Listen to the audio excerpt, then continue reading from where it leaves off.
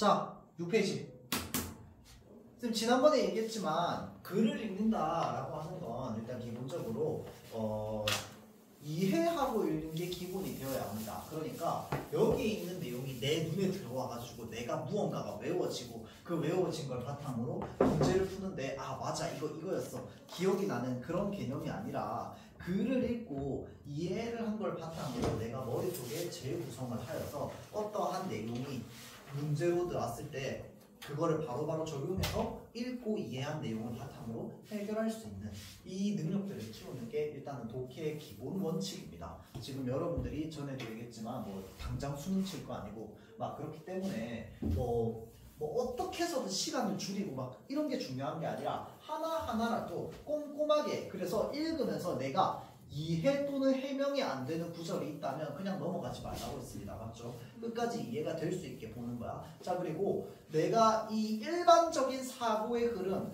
그 사람마다 다르겠지. 나의 일반적인 사고 흐름에 어떤 수준이 있을 거고 여러분들의 수준이 있을 거고 각자 다를 거야. 자 그래서 자신의 그 수준에 맞는 일반적인 흐름에 벗어나는 어떤 글의 전개라든지 이런 것들이 나왔을 때 그런 부분들을 기억해가지고 이제 글 전체가 말하고자 하는 게 무엇인가를 좀 보는 그런 연습들을 하는 겁니다. 독해를 하면서 특히나 이제 지금 선생님이 지난 시간에 이어서 오늘 하는 거 역시 막 열심히 필기하고 이런 게 아니라 내가 이 글을 읽으면서 흘러갔던 내가 이 글을 읽으면서 해갔던 사고의 흐름이랑 선생님이 지금 글을 읽으면서 해가는 사고의 흐름이 어느 정도로 흐름적인 부분에서 비슷하게 지금 가고 있는지 이런 것들을 비교해보는 시간이야.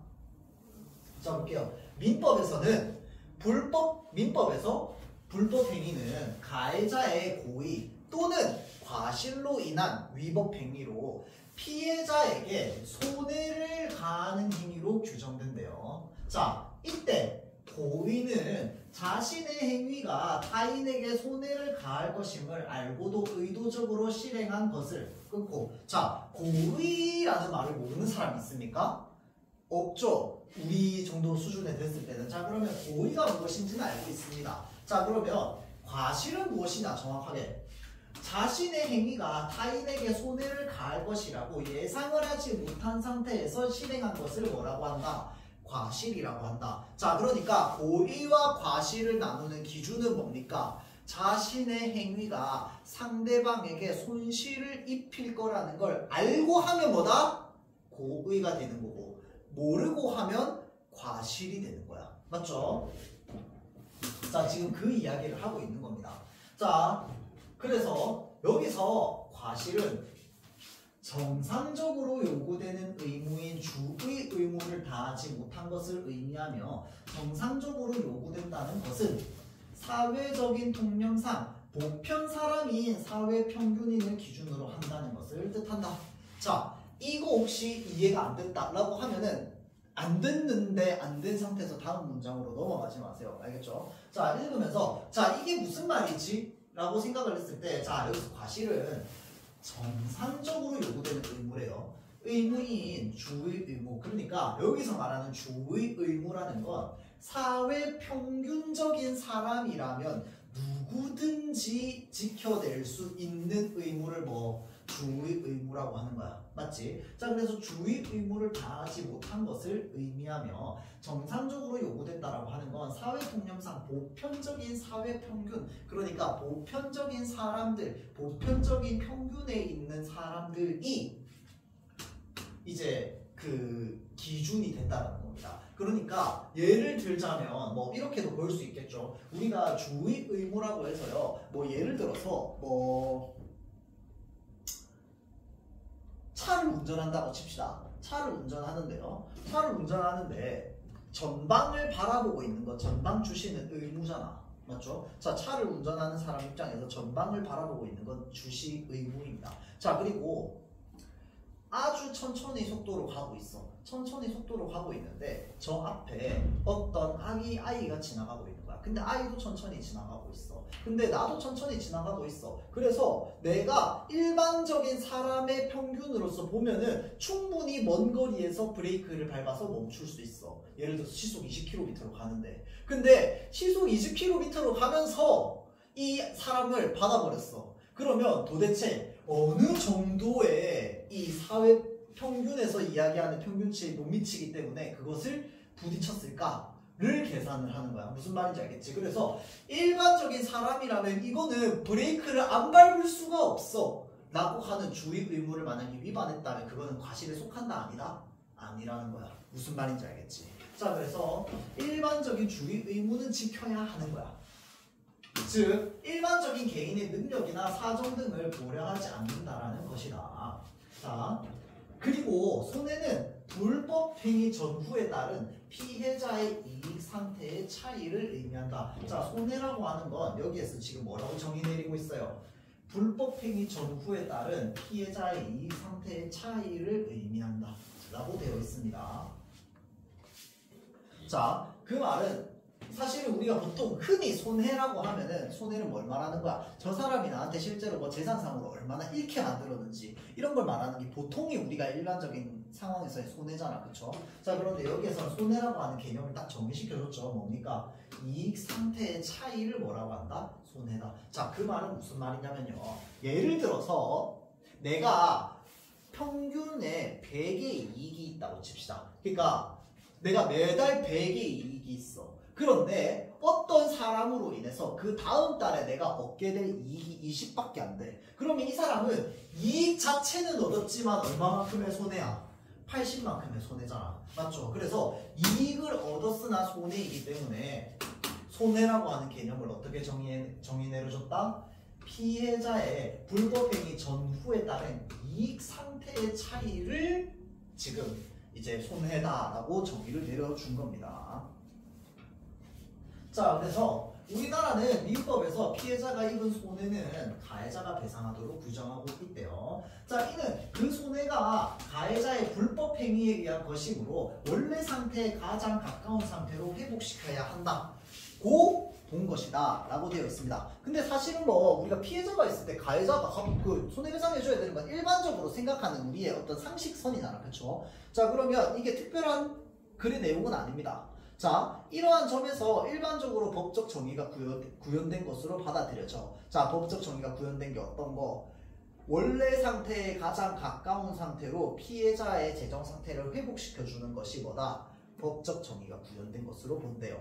자, 그래서 피해자가 손해를 배상받으려면 가해자의 고의나 과실은 피해자가 입증해야 하고 이를 대법원에서 인정했을 때 가해자는 피해자가 입은 손해에 대해 금전적으로 배상해야 된다. 자, 그러니까 내가 손해를 봤다라는 사실은 누가 입증해야 되는 거야? 자, 그럼 피해자가 입증해야 됩니다. 피해자가 입증하고요. 대신에 그것을 법원에서 인정만 해주는 겁니다. 아, 네 말 들어보니까 진짜 손해가 많네 라고 인정해주면 그때 무엇이 이루어진다? 손해배상이 이루어진다. 그 얘기를 지금 하고 있는 거다. 그쵸? 자, 그런데 피해자의 손해에 피해자의 과실이 관련된 것으로 인정된 경우도 있다. 자, 이게 무슨 말입니까? 손해를 보긴 봤어. 근데 다른 사람 때문에 봤는데 지 잘못도 있어. 이 말인 거다. 그쵸? 피해자의 잘못도 있는, 피해자의 책임도 있는. 자, 이때 고의에 의한 불법 행위라면 손해배상에서 피해자의 과실은 고려하지 않는다. 무슨 말입니까? 가해자가 이게 과실이 아니라 이 사람한테 손해가 될 줄 알면서 불법 행위를 했다면 그거는 그 사람한테 책임이 있다 하더라도 뭘 해줘야 된다? 배상을 해줘야 된다는 거야. 그런데 만약에 이 가해자가 이 고의가 아니었어. 과실이었어. 그러면 이 피해자에게도 무엇의 책임이 있다? 과실의 책임이 있다. 그 얘기를 지금 하고 있는 거다. 그쵸? 자, 그래서 이때 고의에 의한 불법행위라면 손해배상에서 피해자의 과실은 고려하지 않는데 하지만 가해자의 과실에 의한 불법행위라면 가해자는 피해자에게 손해를 가할 의도가 없었고 피해자 본인의 과실도 일정 부분 있으므로 피해자의 과실을 고려하지 않는 것은 부당하다라고 할 수 있다. 그래서 가해자가 자신의 과실이 아닌 부분에 대한 책임을 지게 되기 때문인 거야. 왜? 가해자는 90만큼 잘못했고 피해자가 10만큼 잘못했을 수도 있잖아. 그치? 자, 그래서 우리 보통 여러분 잘 알려나 모르겠는데 교통사고 나면 10대 0 잘 안 나오는 걸로 알고 아는 거 아나요, 여러분들? 뭐 중앙선 침범, 불법 유턴 이런 그냥 진짜 미친 짓을 하지 않는 이상, 근데 뭐 물론 그런 미친 짓 사람들 많이 하긴 합니다만, 그런 미친 짓을 하지 않는 10대 중과실이라고 하는데, 그런 이제 이 미친 짓을 하지 않는 이상 웬만하면 교통사고는 10대 0이 잘 안 나오죠. 보통 9대 1, 8대 2 이런 식으로 나옵니다. 그러면 8의 책임이 있는 사람이 누구야? 가해자거든요. 그러면 8의 책임만큼 가해자가 물지만 2의 책임만큼은 피해자도 물어요. 왜? 피해자도 어떤 부분에서의 책임은 간과한 것이 있을 수 있기 때문에. 무슨 말인지 알겠죠? 자, 그게 바로 본인의 과실을 이야기를 하는 겁니다. 피해자 본인의 과실. 자, 그래서 피해자의 과실을 고려하지 않으면서 부당함을 할 수 있다. 자, 가해자가 자신의 과실이 아닌 부분에 대한 책임을 지게 되기 때문인데, 이러한 시각에서는 피해자의 손해를 원래 상태에 가장 가까운 상태로 회복하는 것만이 아니라 가해자와 피해자 각각의 과실에 따른 책임을 고려해 손해에 대한 부담을 배분하는 것까지를 뭐라고 본다? 법적 정의라고 본다. 그래서 그거를 법적 관점에서 뭐라고 한다? 배분적 정의라고 한다. 자, 지금 배분적 정의의 개념에 대해서 이야기를 하는데 얼마만큼 얘기했습니까? 저 위에서부터 이것까지 뭘 이야기하기 위해서 한 거야? 배분적 정의를 이야기하기 위해서 이렇게 길게 이야기를 한 거야. 무슨 말인지 알겠지? 그래서 여러분들 이 지문 읽으면서 어렵다고 생각했을까요? 나는 어렵다고 생각 안 했을 것 같은데 이 지문 좀 쉬운 편이야. 왜 쉬운 편이냐? 계속 설명해주고 있거든. 무슨 말인지 알겠지? 요거 하나 설명하려고 3문단 동안 설명해주고 있잖아. 그래서 상대적으로 좀 친절한 글입니다. 자, 배분적 정의라고 읽었는데 우리나라는 피해자가 입은 손해에 피해자의 과실도 관련된 것으로 인정될 경우에는 과실상계라는 걸 적용한대요. 이거는 처음 보는 글자네. 선생님 같았으면 만약에 여기 과실상계에는 표시를 한번 하고 해주고 넘어갔을 거야. 자, 과실상계에는 가해자가 지급해야 될 손해배상액 중에서 피해자의 과실에 해당하는 만큼 감액을 하는 것. 자, 그러니까 과실상계는 사실 뭐랑 똑같다? 피해자의 과실이랑 똑같다. 자, 그래서 이때 피해자의 과실에 대한 판단을 할 때도 사회 평균인을 기준으로 한대요. 보통이라면, 자, 그래서 이는 과실상계를 공정하게 적용하기 위한 것으로도 볼 수 있다. 자, 그래서 여기에서 그러면 내가 얻어가야 하는 부분 무엇이냐라고 하면 일단 기본적으로 손해배상과 관련해가지고 고의와 과실에 대한 개념을 확실하게 알고 가야 됩니다. 맞죠? 자, 그래서 가해자가 피해자에게 고의로 저질렀느냐 과실로 저질렀느냐에 따라서 판단이 달라진다고 했어. 맞죠? 자, 고의로 저지르게 되면은 피해자에게 손해배상을 무조건 다 해줘야 돼. 그런데 과실로 상대방에게 피해를 끼치면 피해자도 자신의 책임만큼은 뭐 해야 돼? 본인이 과실 인정이 되어야 되는 거야. 무슨 말인지 알겠죠? 그게 개념이었고요. 그래서 그런 정의를 뭐라고 한다? 배분적 정의라고 한다. 그 다음에 그래서 지금 피해자 자기가 잘못해가지고 자기에게 과실이 있는 것을 뭐라고 한다? 과실상계라고 한다. 물론 과실상계는 그 뜻이 아니긴 해. 과실상계가 적용된 게 그거긴 하지만 사실은 같은 개념이라고 볼 수 있겠다. 그쵸? 그것까지가 머릿속에 정리되면 좋겠죠. 자, 다음 불법행위가 여러 명의 가해자에 의해서 발생된 경우는 공동 불법행위로 규정을 한대요. 자, 그러니까 가해자가 여러 명인 거야. 자, 공동 불법행위가 가해자들의 고의 없이 과실만에 의해 발생했고 그 손해에 피해자의 과실도 있다고 인정될 때는 가해자들이 부담해야 할 손해배상액에서 피해자의 과실에 해당하는 만큼을 감액할 수 있다. 이건 아까 사실 위에 나왔던 개념이랑 거의 비슷하거나 똑같죠? 손해배상을 하는 데 있어서 피해자의 과실이 있으면 피해자의 과실만큼은 빼고 계산하는 거. 맞죠? 그런데 공동불법행위, 그러니까 가해자가 여러 명일 경우에는 이 과실을 피해자가 입은 손해에 미친 영향이 서로 다를 수 있는데 이때 피해자의 손해를 가해자가 부담하는 방식이 다양하게 적용될 수 있대요. 다양하게 나뉠 수 있는 거야. 자, 그러면 다양하게 적용될 수 있다라고 했으니까 우리가 예측하며 읽기 다음 내용이 무엇이 나올 것으로 우리가 예측할 수 있습니까? 그렇지. 다양한 적용 예시. 한 개, 두 개든 세 개든 네 개든. 맞죠? 자, 그래서 우리나라는 원칙적으로 공동 불법 행위로 인해 피해자가 입은 손해는 가해자들이 연대하여, 연대가 무슨 말입니까? 연대 책임이라는 말 들어본 적 있나요? 군대에서 병장이 잘못하면 상병한테 맞고 상병이 또 그걸 맞은 걸 응답해가지고 또 1병이 맞고 또 1병이 맞으면 또 2병이 맞는 거예요. 연대 책임을 부조리로 설명한다. 근데 이거 아니에요? 연대 책임. 그러니까 제가 잘못한 게 아닌 게 제 옆에 있는 놈은 잘못했다고 다 같이 벌 받는 거. 아니야. 그러니까 그거를 연대 책임의 일환으로서 벌 주기 위해서 그렇게 하는 거지만 연대 책임이라고 하는 건 뭐냐면 책임 소재가 여러 명한테 나뉘어 있을 때 이 사람 한 명이 문제가 있으면은 모두가 뭐 하는 거야? 문제가 있다라고 판단하고 그것에 대한 응당한 벌을 내리는 거야. 자, 그러니까 여기에는 무슨 관계가 있어야 되느냐? 서로 간에 책임 관계가 있어야 돼. 서로 연결되어 있다라고 하는. 그게 연대죠. 그러니까 네가 말하는 거는 나는 아무 잘못도 없고 나는 너무 순결한데 이 얘가 잘못했다는 이유로 내가 혼나는 게 지금 연대라고 생각을 하는 거잖아. 맞지? 근데 이거는 잘못된 연대 적용인 거잖아. 이해돼요? 학교에서 그러는데. 학교에서 뭐라고 하는데? 학교에서 갑자기 1학년 딱 강당에 모아놓고 너네들 중에서 남학생 너무 잘못해가지고 요리도 깨고 막 그래가지고 너네들하고 기강 딱 잘라야겠다 하면서 강당에 모아가지고 연설했던 기억이 있어요.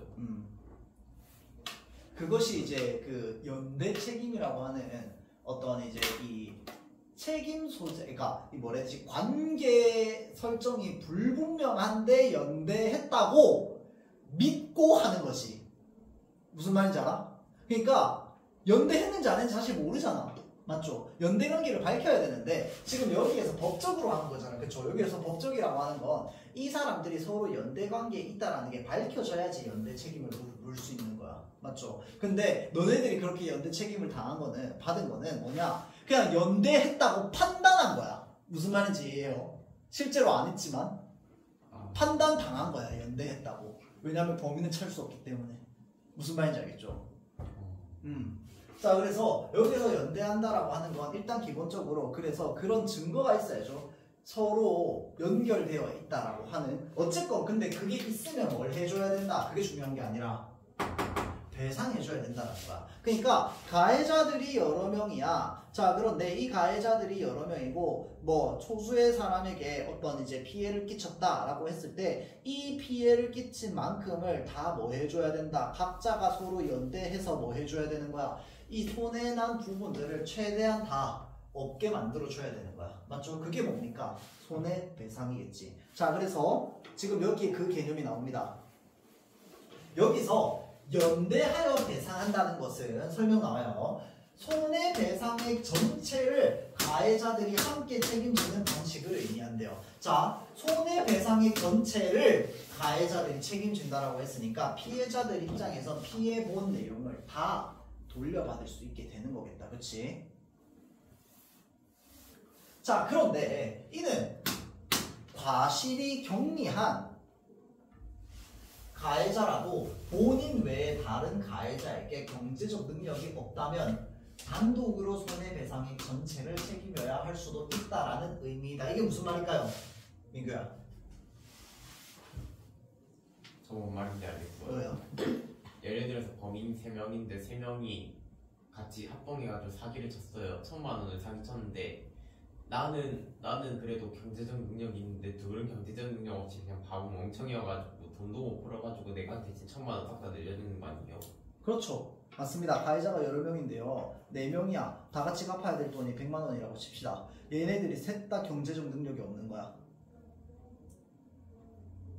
근데 사실 나는 진짜 10만 원만큼밖에 잘못 안 했어. 이 사람들이 더 큰 잘못했어. 근데 이 사람들은 경제적 능력이 없고 이 사람은 경제적 능력이 있어. 그럼 내가 뭐 해야 되는 거야? 100만큼을 다 손해배상해야 되는 거야. 맞죠? 자, 보증 잘못 써가지고 망하는 게 바로 이런 경우죠. 경제적 능력 없어가지고 남은 한 명이 와야 되는 뭐 하는 거야. 다 독박 쓰는 거죠.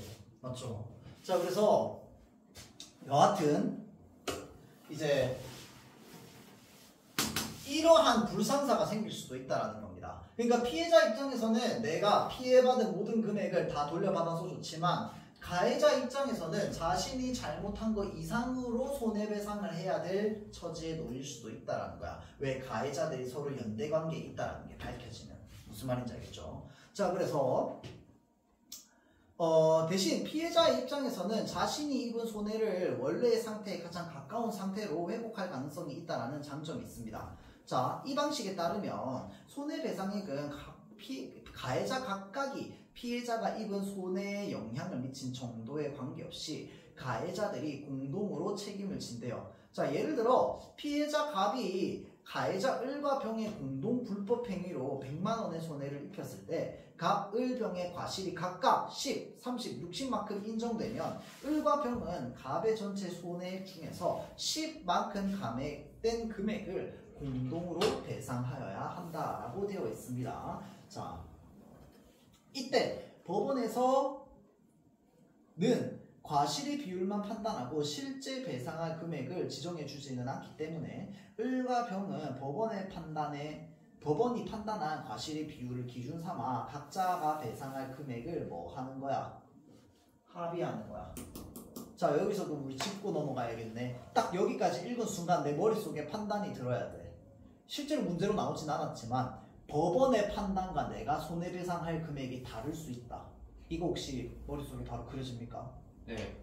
왜? 합의를 통해서잖아. 맞죠? 협박해가지고 나는 영원히 듣겠다. 자, 그건 합의가 아니죠. 자, 그래서 만약 병이 파산 등의 이유로 경제적 능력이 전혀 없다면 을이 연대 책임자라는 이유로 90만 원을 모두 배상하게 될 수 있다는 겁니다. 자, 하지만 손해배상액에 대한 책임을 연대하는 방식을 적용하는 것이 적절하지 않은 경우도 있습니다. 지금 다른 경우 이야기를 하네. 여기에서 촉각이 곤두서야죠. 맞죠? 왜? 여기서부터는 지금 이때까지 했던 얘기랑 또 다른 이야기가 나올 거니까. 자, 독립적으로 일어난 여러 불법 행위가 우연한 이유로 하나의 손해를 일으켜 공동 불법 행위가 되는 때도 있는데 과실이 가장 적은 사람인데도 손해배상액 전액을 배상하게 된다면 특히 부당하다고 여겨질 수 있기 때문에 우리나라는 자신이 부담해야 할 손해배상액보다 더 많은 금액을 실제로 배상할 경우 초과 부담한 만큼의 금액을 다른 가해자들에게 청구할 수 있는 권리를 인정하고 있대요. 가해자가 여러 명일 때 내가 일단 제일 많이 내긴 했어.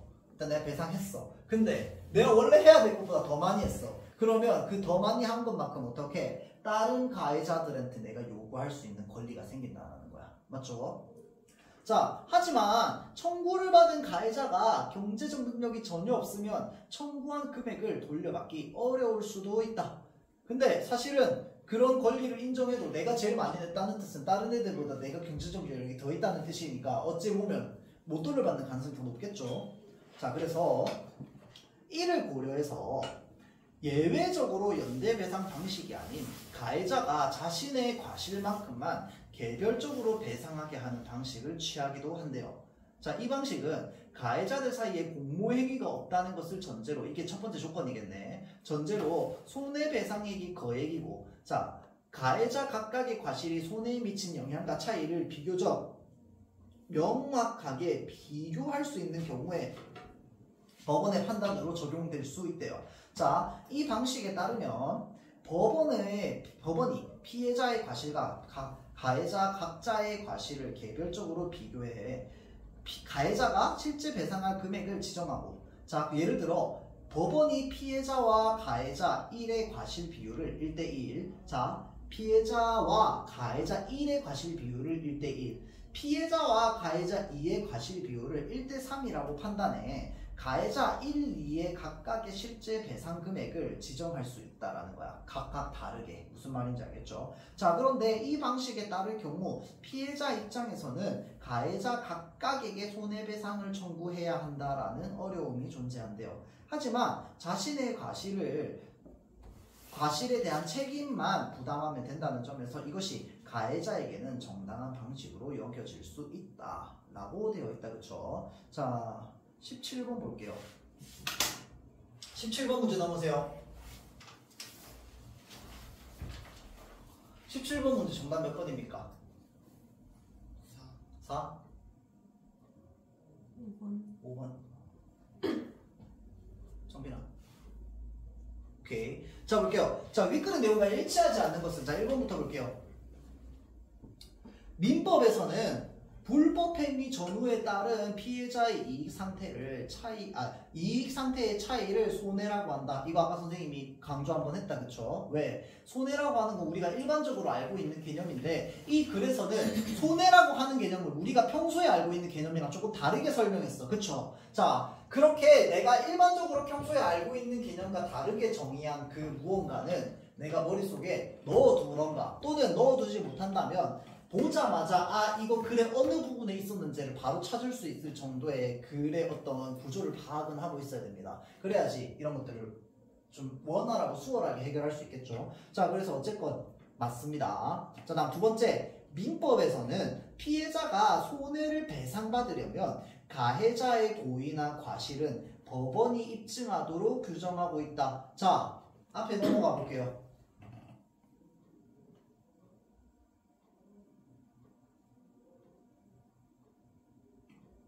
두 번째 문단 여기입니다. 자, 여기서부터 볼게요. 앞에 보세요. 피해자가 손해를 배상받으려면 가해자의 고의나 과실은 누가 입증해야 돼요? 피해자가 입증해야 됩니다. 아까 이야기했다. 그쵸? 자, 이를 법원에서 인정하였을 때 가해자는 피해자에게 금전적으로 배상해야 된답니다. 자, 다시 뒤로 넘어가 볼게요. 문장을 잘 읽으세요. 여러분들. 주어가 무엇인지. 2번 보기. 민법에서는 피해자가 손해배상을 받으려면이야. 가해자의 고의나 과실은 누가? 얘가 주어잖아. 맞죠? 법원이 입증하도록 규정하고 있다. 맞는 말입니까? 틀린 말이죠.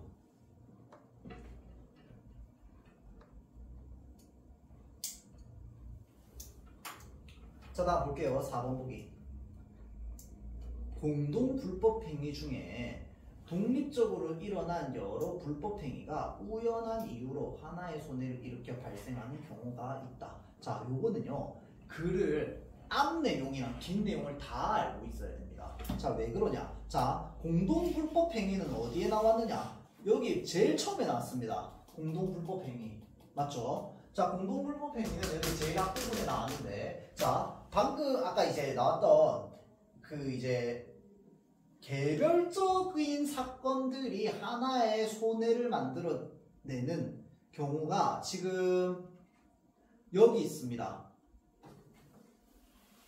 독립적으로 일어난 여러 불법행위가 우연한 이유로 손해를 일으켜 공동 불법행위가 되는 때도 있는데, 무슨 말인지 알겠죠? 자, 이렇게 되는 때가 있네. 자, 그렇기 때문에 4번 보기 맞는 보기입니다. 왜냐면 그냥 이거 넘어가려고 그랬는데 다른 시간에도 그렇고 4번 선택한 학생이 엄청 많더라고요. 그래서 이거는 좀 한번 짚고 넘어가야겠다 라고 싶어가지고 4번 좀 짚어봤고요. 자, 18번 문제 한번 볼게요. 18번 문제. 배분적 정의의 관점에서 A와 B를 평가한 내용입니다. 자, 그러면 여기 쌤이 지금 질문을 요걸 보면서 한번 해볼 건데, 같이 볼 건데, 자, A는 이 방식, B도 이 방식입니다. 자, 이 A의 방식은 어떤 방식이냐 라고 하면은 연대해서 배상하는 거야. 연대배상.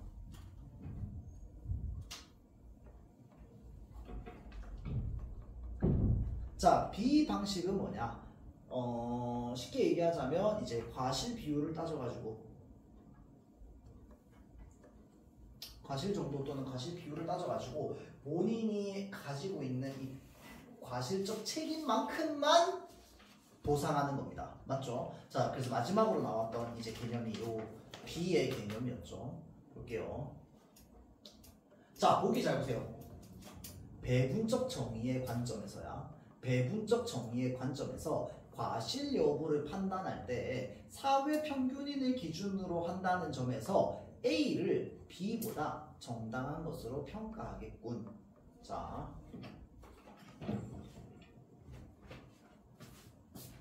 과실 여부입니다. 여부라고 하는 건 뭘 말하는 걸까요? OX를 얘기하는 겁니다. 과실이 있느냐 없느냐를 이야기를 하는 거야. 맞죠? 자, 그런데 배분적 정의에서 특히나 A와 B는 둘 다 뭐야? 둘 다 과실이 있는 상태야. 맞죠? 과실이 있는 상태에서 그거를 어떻게 배분할 것인지에 대해서 논의하는 게 바로 A와 B의 개념입니다. 관점이야. 맞죠? 자, 그렇기 때문에 과실 여부를 판단하는 것이 무엇이 정당하냐 안 하냐를 떠나서 관련이 없습니다. 무슨 말인지 알겠죠? 자, 다음 2번 보기. 피해자의 과실이 있는 경우 가해자가 피해자의 손해를 예상했다면 피해자와 책임을 나눈다는 점에서 A를 B보다 정당한 것으로 평가하겠군. 자, 이거를 짚고 넘어가기 전에 요거부터 볼게요. 자, 연대배상 A, 그 다음에 B는 이제 그냥 이 잘못한 것만큼만 이제 이 배상하는 과실, 그 과실 비율에 따른. 자, 그러면 이 A와 B 중에 피해자가 더 좋아하는 건 뭘까요? A입니다. 가해자가 더 좋아하는 건 뭘까요? B입니다. 맞죠? 자, 일단 이게 머릿속에 들어와 있어야 돼. 이 문제가 A, B에 대해서 물어볼 때 A는 피해자가 좋아하는 거, B는 가해자가 좋아하는 거는 머릿속에 들어와 있어야 됩니다. 자, 그 상태에서 볼게요. 근데 이거랑 사실 별 관련 없긴 합니다. 자, 피해자의 과실이 있는 경우 가해자가 피해자의 손해를 예상했다면 피해자와 책임을 나눈다라는 점에서 A를 B보다 정당한 것으로 평가하겠군이라고 되어 있습니다. 자, 일단 기본적으로 요 2번은 틀린 보기입니다. 왜 틀렸는지 설명할 수 있는 사람? 아예 관련 없는 말이어서. 땡. 피해자 그 손해를 예상했어요. 가해자가 다 해야 돼. 왜? 고의구나. 그렇지. 고의에 해당합니다. 자, 그러니까 지금 배분적 정의에 대해서 이야기를 하고 있지만 이 이공보기는 저 위에 나와 있는 고의와 과실의 개념에 대해서도 물어보고 있는 거야. 무슨 말인지 알겠죠? 잘 찍었습니다. 자, 그래서 손해를 예상했다면 안 되죠. 손해를 예상하지 않아야죠. 자, 다음 가해자의 입장에서는 자신의 과실에 대한 책임만 부담하면 된다는 점에서 B를 A보다 정당한 것으로 평가하겠군. 가해자가 더 좋아하는 것보다 A, B 중에 뭐라고 했어? 가해자가 더 좋아하는 건 B라고 했잖아. 뭘? 너는 방금 얘기해놓고 아무 생각 없이 대답하는 게 이상해. 정답 몇 번? 3번이죠. 그래서 자, 그 다음에 20번은 그냥 답만 불러주고 넘어가도록 할게요. 20번은 3번입니다. 혹시나 풀었다면 매겨주세요. 맞았니? 자, 그 다음에 19번의 정답은 4번, 그 다음에 21번은 5번입니다. 자, 다음 줄 넘어가도록 할게요.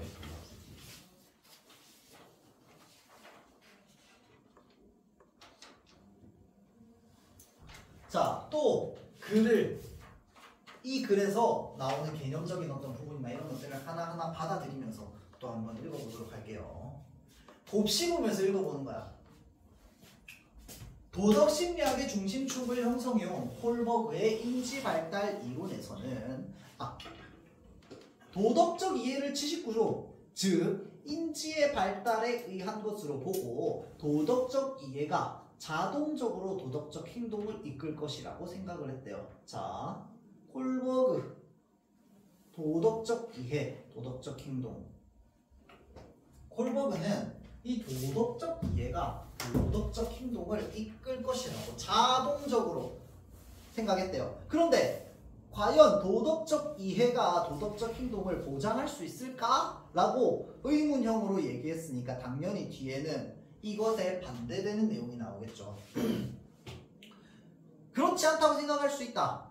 도덕적으로 옳은 행동인 줄 알면서도 행하지 않는 경우가 많기 때문이야. 이거는 뭐 너무 흔한 거잖아, 그치? 우리 주변에서는. 자, 그래서 블라지는 콜버그의 이론에 의문을 제기하며 왜 어떤 사람은 도덕적 이해가 행동으로 나타나고 어떤 사람은 그렇지 않은지에 대해서 관심을 기울였다. 자, 여기까지 읽었으면 여기에서 선생님은 하나 판단했을 거야. 자, 지금 두 사람의 이론이 나왔습니다. 맞죠? 두 사람의 이론이 나왔는데 두 사람의 이론이 그러면 반대인가? 라고 생각해보면 나는 아니라고 판단을 내렸을 것 같아. 왜 그러냐? 일단 첫 번째는 그겁니다. 도덕적 이해입니다. 자, 콜버그는 뭐라고 이야기를 했냐면 도덕적 이해가 도덕적 행동을 따른다. 도덕적 이해라고 하는 건 내 머릿속으로 하는 거겠지. 맞죠? 도덕적 행동은 뭐야? 육체로서 나타나는 거겠죠. 자, 그러면 머릿속에 있는 게 육체로 나타나는 건 당연한 거야 라고 생각하는 게 뭐야? 콜버그의 이론인 거야. 자, 그러면 블라지는 뭐라고 생각했냐면 의문을 제기한 거야. 그러니까 그게 틀렸다가 아니라 왜 어떤 사람은 머릿속에 도덕적 이해가 있으면서 그걸 행동으로 하고 왜 안 하지를 생각한 거야. 무슨 말인지 알겠죠? 자, 그래서 콜버그는 당연히 자동적으로 된다라고 했으니까 도덕적 이해를 되게 중요하게 생각한 사람이겠지. 맞죠? 반면에 동시에 이 블라치라고 하는 사람도 왜 어떤 사람은 도덕적 이해가 실천이 되고 실천이 안 되고를 의문을 가졌으니까 블라지 역시 무엇을 중요하게 생각했느냐? 바로 밑에 줄에 나옵니다. 도덕적 이해를 중요하게 생각한 게 두 사람이 그래서 똑같은 거야. 뭐야?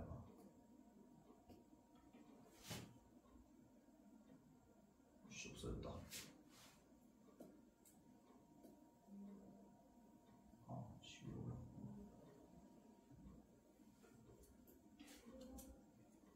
자, 그래서 블라지는 콜버그와 마찬가지로 도덕적 이해가 중요하다고 보았대요. 그거는 똑같지. 하지만 콜버그와 달리 도덕적 이해가 자아와 통합되는 과정을 거쳐야 무엇이 차이입니까?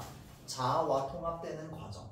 이 바로 지금 블라지와 콜버그의 차이점이라고 이야기가 되어 있는 거죠. 그러니까 블라지 이해에서는 이제 이 도덕적 이해에서 도덕적 행동으로 나아가는 과정에 무엇이 있어야 된다? 자아와 통합되는 과정이 있어야지 도덕적 행동으로 이어진다라고 보았대요.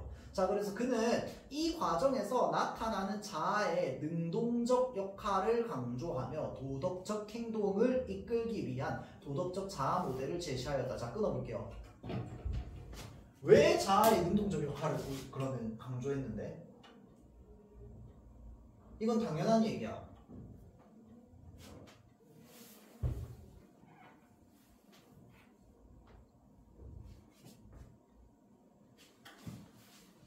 도덕적 이해가 무엇을 거쳐야 돼? 자아와 통합되는 과정을 거쳐야 돼. 그러면 자아와 통합되는 과정이 무슨 뜻인데?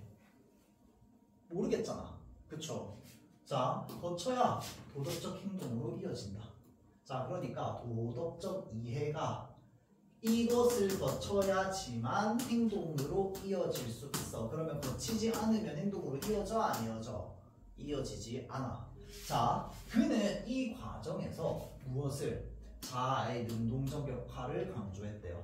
자, 그래서 도덕적 행동을 이끌기 위한 도덕적 자아 모델을 제시했다 라고 하는 건, 자아가 능동적으로 뭘 해라 라고 얘기를 하는 거야. 도덕적 이해를 행동으로 이끌어라 라고 이야기를 하는 거야. 자, 그렇기 때문에 자아와 통합되는 과정이라고 얘기를 하는 겁니다. 자아, 도덕적 이해가. 자, 그러니까 여기에서 말하는 게 도덕적 이해, 머릿속으로 있는 거죠. 어떤 능동적 자아를 만나서 너네 둘이 합체하면 뭐가 돼? 행동이 돼. 이 얘기를 하는 겁니다.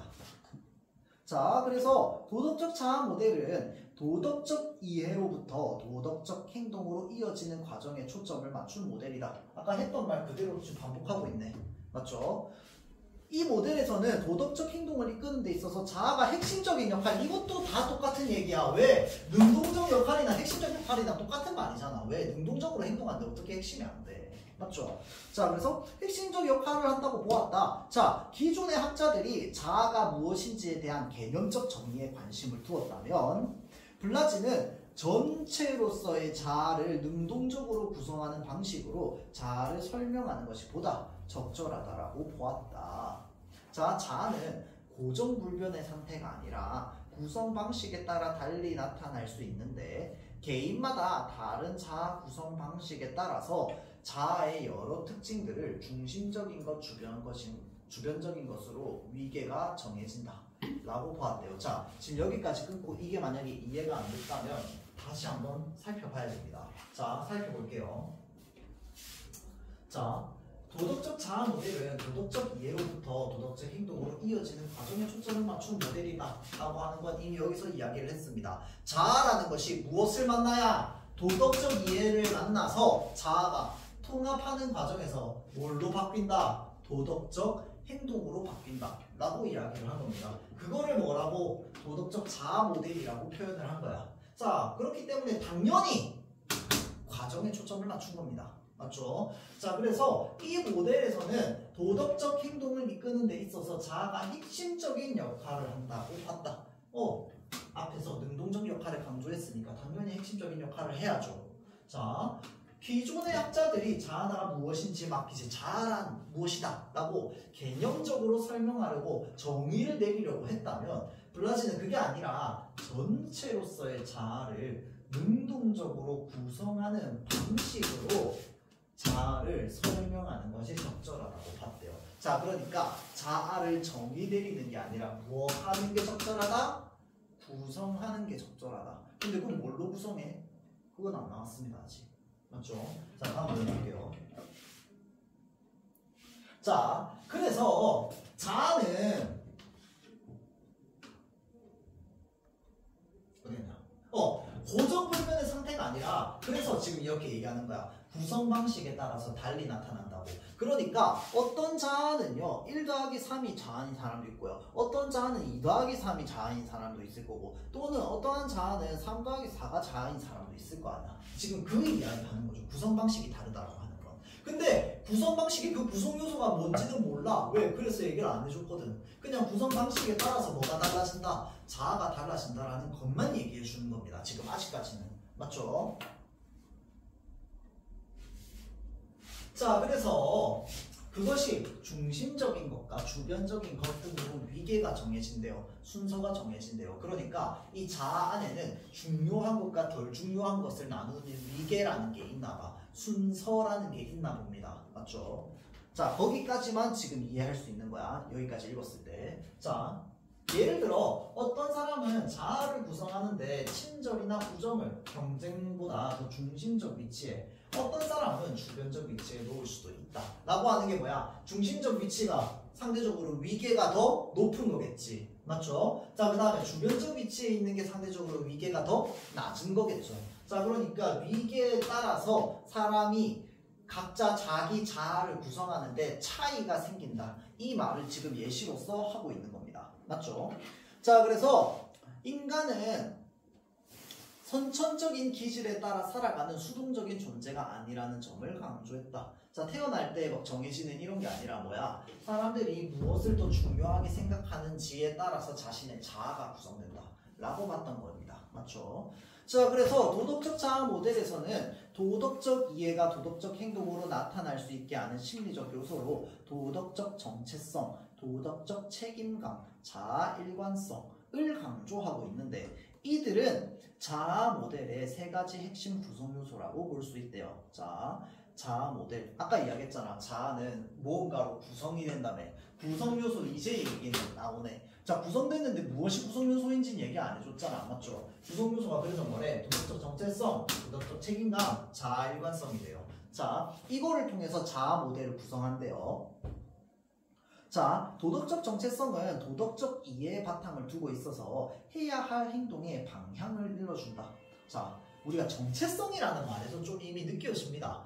무엇이 도덕적인가? 라고 생각하는 게 도덕적 정체성이겠죠. 자, 그래서 뭐라고 합니까? 지금 해야 할 행동의 방향을 알려주는 것이 바로 뭐다? 도덕적 정체성이다 라고 지금 이야기를 하고 있는 겁니다. 자, 그러면 이 방향을 바탕으로 도덕적 책임감과 자아 일관성은 그 방향으로 나아갈 수 있는 추동력을 제공하여 도덕적 행동을 이끈대요. 자, 어떤 이제 자아가 있으면 얘네들이 어느 방향으로 나아가는지 정해주는 건 뭐야? 도덕적 정체성이라는 거야. 그치? 그러면 방향이 하나로 정해졌어. 그러면 그 방향으로 나아가게 해주는 힘은 어디에서 나온다? 책임감과 자아 일관성에서 나온다 라고 하는 이야기입니다. 맞죠? 자, 그래서 도덕적 자아 모델의 첫 번째 구성 요소인 도덕적 정체성은 도덕성을 자아의 중심에 두는 것, 즉 도덕성과 자아를 통합하는 것을 통해서 정체성이 형성된 것이라고 봤대요. 자, 그래서 도덕성은 선악에 대한 보편적 인식을, 정체성은 본질적 자아를 의미한대요. 이때 도덕성이 자아의 중심이 되는 정도, 즉 도덕적 통합의 정도는 사람마다 다를 수 있대요. 그래서 도덕적 통합은 끊임없이 주의를 요하는 부서지기 쉬운 것이기에 본능적인 충동을 억제하려는 의도적이고 지속적인 노력이 필요하다. 여기서 끊을래요. 일단은 쭉 다시 한번 머릿속에 정리를 해봅시다. 자, 도덕적 정체성이라고 하는 건 도덕성을 자아의 중심에 두는 거래요. 자, 중심에 둔다라고 하는 건 뭘 말하는 거야? 첫 번째로 둔다라는 겁니다. 아까 자아 안에 중심적인 것과 주변적인 것들을 어떻게 나눈다라고 했어? 위계를 나눠준다라고 했잖아. 그치? 자, 그러면 중심에 무엇을 두는 거야? 자아의 중심에 도덕성을 두는 것을 뭐라고 하는데? 도덕적 정체성이라고 한대요. 자, 그래서 즉 도덕성과 자아를 통합하는 것을 통해서 정체성이 형성된 것이다. 그러니까 제일 자아 안에서 중요하게 생각하는 게 도덕성이니까 그걸 뭐라고 표현했느냐? 도덕성과 자아를 통합하는 거라고 표현했어. 자, 지금 여기에서 도덕성을 자아의 중심에 두는 것과 뭐랑 똑같은 말이냐? 도덕성과 자아가 통합되는 게 똑같은 말인 거야. 맞죠? 자, 그러면 도덕성은 선악에 대한 보편적인 인식을, 정체성은 본질적인 자아를 의미하는데 이때 도덕성이 자아의 중심이 되는 정도, 즉 도덕적 통합의 정도는 사람마다 다를 수 있대요. 당연한 소리 아닌가? 자, 볼게요.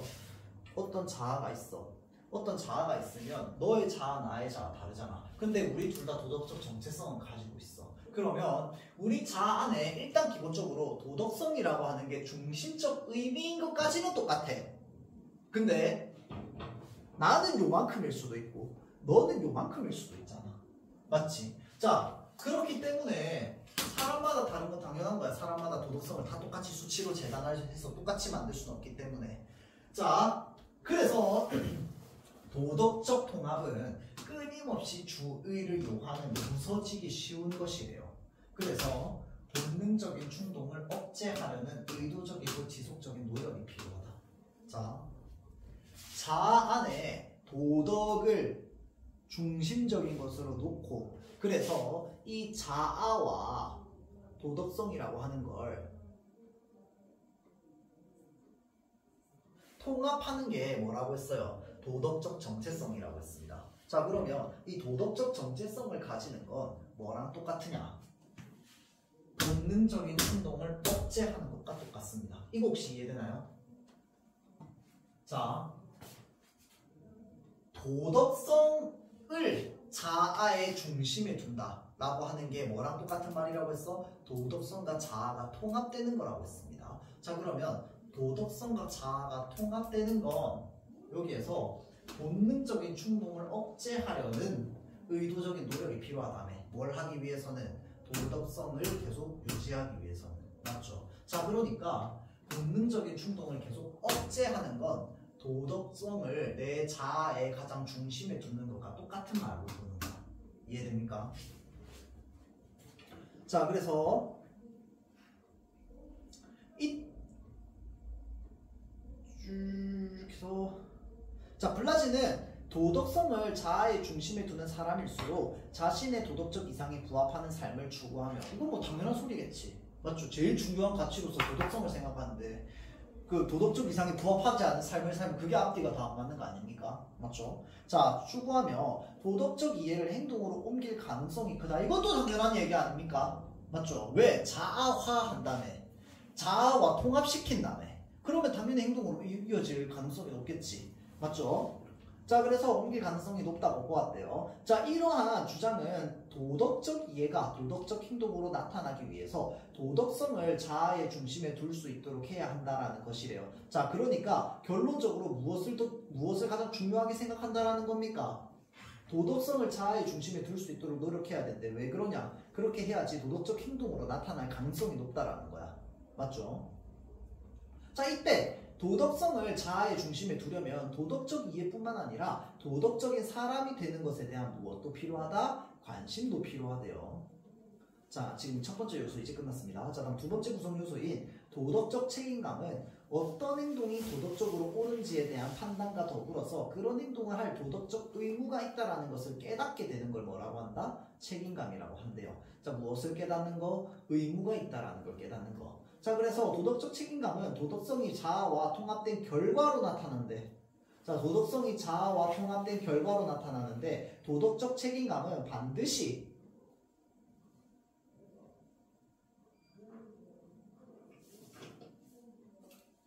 도덕적 행동으로 나타내야 하는 스스로에 대한 뭐다? 욕구다. 책임감이라고 했으니까 당연히 뭐랑 연결되겠어? 의무랑 연결되겠지. 의무라고 하는 건 반드시 해야 하는 거니까 무엇을 반드시 해야 하는 것이겠어? 도덕적 행동을 반드시 해야 하는 것이겠지. 맞죠? 연결되는 겁니다. 자, 그래서 외부의 기대나 요구에 의해 부여되는 것이 아니라 당연하겠지. 왜? 도덕적 행동을 지금 의무로서 생각하는데 외부의 기대에 의해서 하면은 그거를 도덕적 이제 그 의무에 대한 도덕적 의무에 대한 욕구라고 볼 수 있느냐? 아닐 거 아니야. 맞죠? 자, 그러니까 외부의 기대는 당연히 없을 겁니다. 자, 그리고 요구에 의해서 부여되는 것도 아닐 거야. 자기가 자기 스스로에게 부여하는 것일 겁니다. 그래서 자아가 스스로에게 요구하는 엄중한 의무에 의해서 생기는 게 뭐다? 도덕적 책임감이라고 하는 겁니다. 자, 다음 세 번째 구성 요소인 자아 일관성은요, 자신이 자아의식과 일치해서 살아가고자 하는 인간의 경향성을 의미합니다. 자, 그래서 블라지에 의하면 자아 일관성은 단지 본능적인 경향성이나 자기 충족 욕구에 의한 것이 아니다. 자, 자신의 도덕적 이상과 일치된 행동을 하려는 자아 일관성이 지금 뭐라고 되어 있습니까? 자신의 자아의식과 일치하게 살아가고자 하는 인간의 경향성이래요. 자, 그래서 일관성은 단지 본능적인 경향성이나 자기 충족 욕구에 의한 것이 아니라 자신의 도덕적 이상과 일치된 행동을 하려고 하는 것을 뭐라고 한다? 자아일관성이라고 한다. 자, 그러면 일단 기본적으로 도덕적 이상이 있으려면 뭐가 있어야 되느냐? 내 자아 안에 도덕성, 그러니까 도덕적 정체성이 있어야 된다라는 거야. 자, 도덕적 정체성에서 나온다라고 하는 건 도덕적 정체성이 없으면은 자아일관성은 나올 수 있다 없다? 없다라는 말이랑 똑같은 말이야. 이해됩니까? 자, 얘는 선제되는 겁니다. 선제.